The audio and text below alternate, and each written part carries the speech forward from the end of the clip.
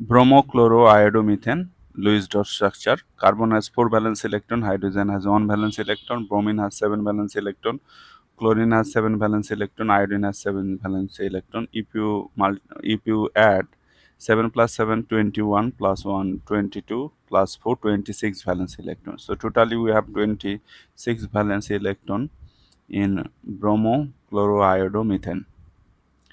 This 26 valence electron has two tasks at the same time. The first task is to connect these 5 atoms together, and the second task is to satisfy octet and duet. Let me show you that. So just I am connecting, placing 2 electron for each pair. So we have used 2, 4, 6, 8, but we have 26.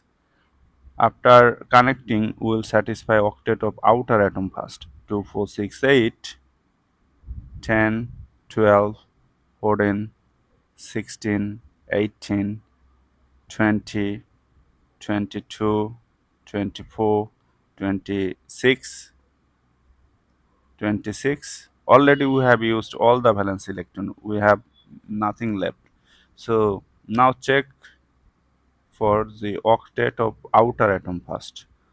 Octet, octet, octet, then duet.